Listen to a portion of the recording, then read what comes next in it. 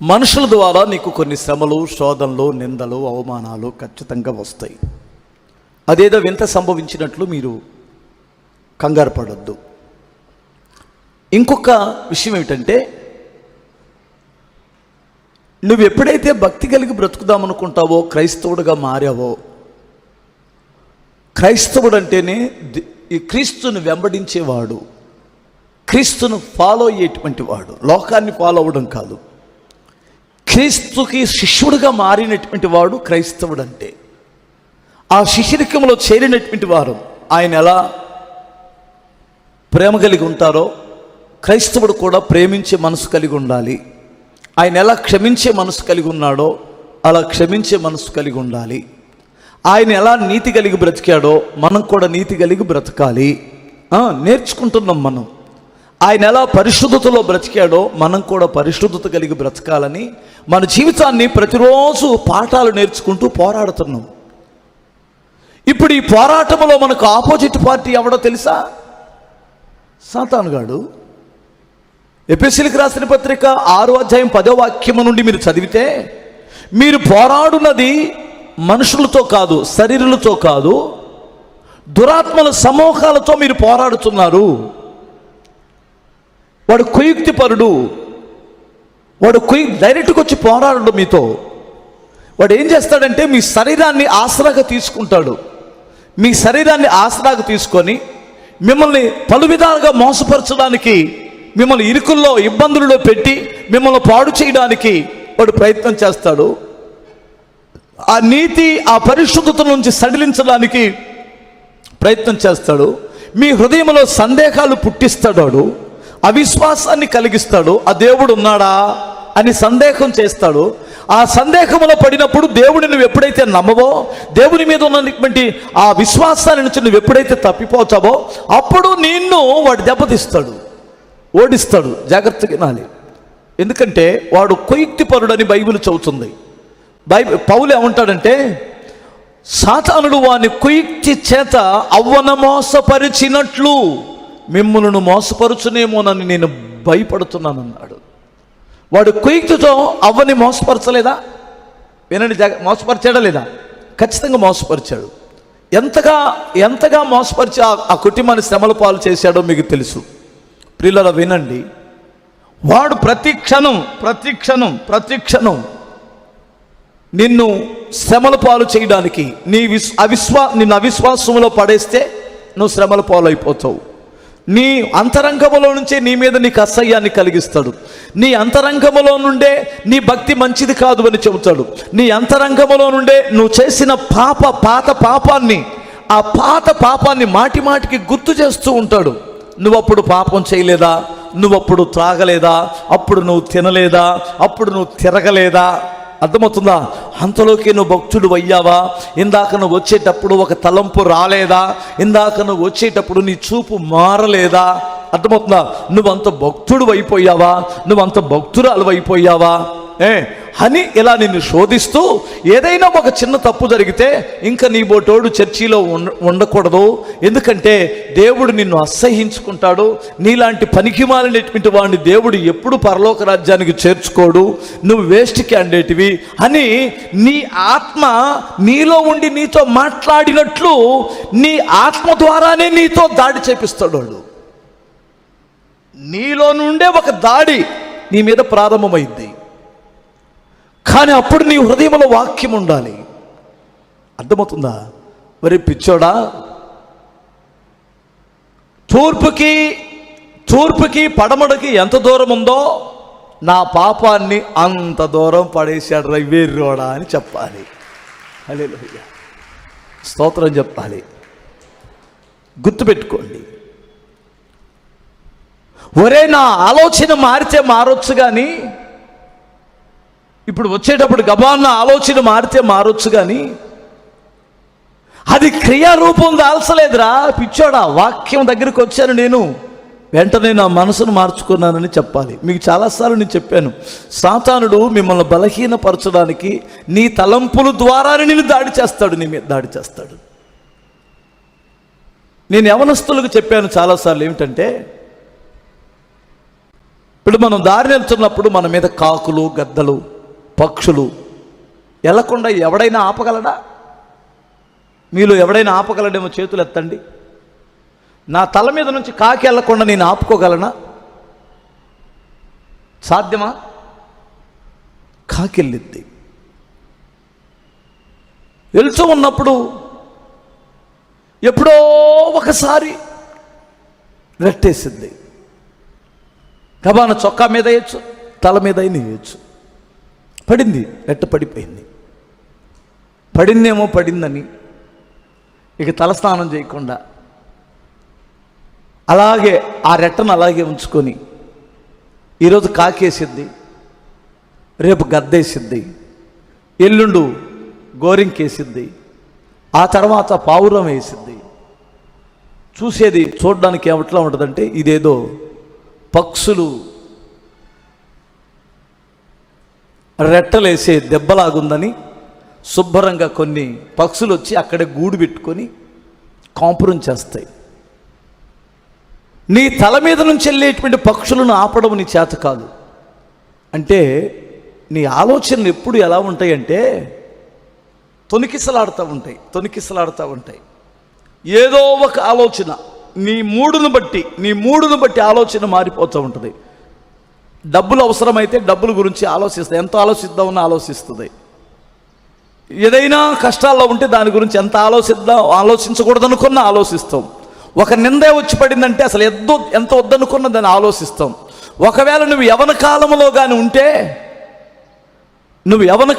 కానీ ఉంటే నీ భర్తకు నువ్వు దూరంగా ఉంటే, నీ భార్యకు నువ్వు దూరంగా ఉంటే, ఒకవేళ పెళ్ళైనా ఆ తలంపులు నిన్ను ఎప్పుడు వెంటాడుతూనే ఉంటాయి.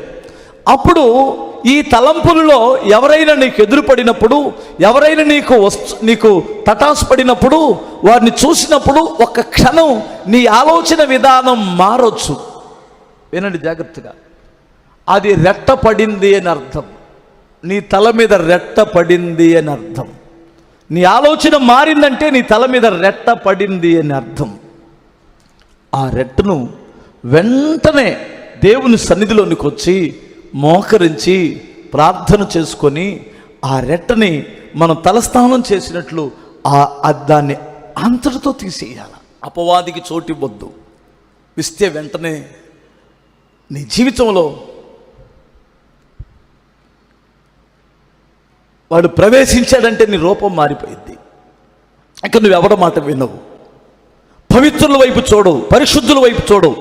నీలాగా ఎవడైనా చెడిపోయినటువంటి వాడు ఉంటే వాడి వైపు చూస్తావు.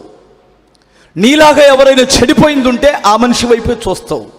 వాళ్ళు చేయటం లేదా, వీళ్ళు చేయటం లేదా, వాళ్ళు ఎంతకాలం నుంచి ఉంటున్నారు. అవసరమైతే పరిచారకుల్లో కూడా పాపం చేసేవాళ్ళు లేరా?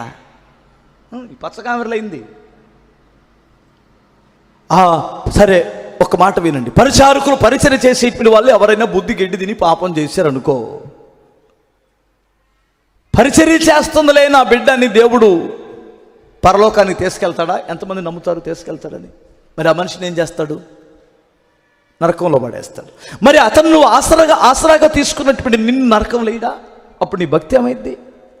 అందుకని ఎప్పటికప్పుడు కడుక్కోవాలి. లేదు అంటే నీ జీవితం ఎంత దారుణంగా మారిందో ఒక చిన్న ఉపమానం చెబుతాను మీకు. చిన్నప్పుడు చిన్న పుస్తకంలో చదివాను. నేను బడికి వెళ్ళలేదు కానీ చదువుకోవాలనే తపన మాత్రం ఉంది. ఏమిటంటే ఆ కథ ఏమిటంటే, వర్షం పడిద్ది, వరదలు వస్తాయి. వరదలు వచ్చేటప్పుడు ఆ వరదలన్నీ కొట్టుకొని వస్తూ ఉంటాయి. కొట్టుకొని వచ్చేటప్పుడు ఏం జరిగిద్దంటే, ఈ మర్రి గింజ అంట చూశారు? మర్రి గింజ, చిన్న గింజ, మన తాలింపులో వేస్తామే. ఏం గింజ అది? ఆవగింజ. అలాగే ఉంటుంది మర్రి గింజ కూడా. దానికంటే కూడా ఇప్పుడు పెద్ద పెద్ద ఆవాలు వస్తున్నాయి. ఇంకా చిన్న పరిమాణంలో ఉంటుంది మర్రి గింజ. కొట్టుకొని వస్తున్నప్పుడు ఆ చలికి అది వణికిపోతూ ఒక పెద్ద తాడి చెట్టు, దాదాపు 50 అడుగులు ఎత్తు పెరిగినటువంటి తాడి చెట్టు యొక్క మొదల్లోకి వచ్చి దాని ఏర్లన్నీ ఎలా ఉంటాయి కదా, ఆ ఏర్లు ఇరుక్కుంటుంది. ఇరుక్కున్నప్పుడు వెంటనే తాడి చెట్టు గ్రహించింది. తాడి చెట్టును బైబిల్ ఏం చెబుతుందంటే తమాల వృక్షము అన్నాడు. తమాల వృక్షం అంటే నీతిమంతునికి సాదృశ్యం. ఎప్పుడైనా తాడి చెట్టు కానీ, కొబ్బరి చెట్టు కానీ, ఒక్క చెట్టు కానీ, ఖర్జూరపు చెట్టు కానీ, ఇవన్నీ నీతిమంతులకు సాదృశ్యం. ఎందుకంటే అవి వాటి మువ్వ రావడంతోనే ఆకాశం వైపు చూస్తూ వస్తాయి. దాని కొమ్మలు ఎలా సాపవు, అటు ఇటు భూలోక సంబంధమైనటువంటి వాటిపై కొమ్మలు రావు, ఒకే స్ట్రైట్గా ఆకాశం చూస్తూ పెరిగిద్ది అది. అందుకనే నీతిమంతుని దృష్టి దేవుని వైపు ఉంటుంది. తమాల వృక్షం నీతిమంతునికి నిదర్శనం అన్నమాట. ఆ శిఖరాలకు ఎక్కుతున్నటువంటి దేవుని వైపు చూస్తున్నట్టుగా ఉంటుంది తాడి చెట్టు. మీకు చూస్తే దాని మొదల్లో ఇరుక్కుంది. ఏంటది? ఈ మర్రిగింజ వచ్చి మొదల్లో ఇరుక్కుంటే వెంటనే పసిగట్టింది. తాడి చెట్టు పసిగట్టింది. ఏయ్ ఎవర్రా అని అడిగింది. నా నా నా నా 3 రోజుల నుంచి వరదలన్నా, అక్కడ పడి ఇక్కడ పడి ఇక్కడ పడి అక్కడ పడి కొట్టుకుంటూ వస్తున్నానన్నా, అల్లాడిపోయానన్నా, చలి కొనిగిపోతున్నానన్నా. ఈ రాత్రి నువ్వు సెలవిస్తే 2-3 రాత్రులు నీ పాదాల దగ్గర, నీ గోట్లో, నీ గోరు కింద విశ్రమిస్తానన్నా. నేనెంతన్నా కంట్లో నలుసంతా అనిద్ది. నిజంగా దాంతో పోల్చుకుంటే ఎంత కంట్లో నలుసంత కూడా ఉండదు. మన గోరు ఉంటుందే, ఆ గోట్లో ఒక భాగంలో ఉన్న ఆ ఇత్తనం దాగిపోయింది. పని మళ్ళడా నువ్వెంతలో నా ముందు నేను ఆకాశమును కంటాను. 1 రోజు కాకపోతే 10 రోజులు ఉండబాయి, నువ్వు నన్నేం చేస్తావు అనింది. ఏంటది? నీతిమంతురాలైన తమాల వృక్షం. సరేనన్నా, ఎన్ననుకున్న క్రైస్తవ ప్రేమ అన్నా మీది అని దండం పెట్టి అక్కడే ఉంది. 10 రోజులు ఇచ్చింది కదా, 5 రోజులకే మొలకొచ్చింది. 5 రోజులకే మొలకొచ్చింది. దాని ఏరు లైట్గా కిందకు పాకుతుంది. లే 10 రోజులు అయిపోయింది, అలవేంటి అన్నాడు. అన్న నువ్వు అలవాటయ్యావన్నా, నీ నీడ నాకు ఎంత విశ్రమ ఇచ్చిందోనన్నా.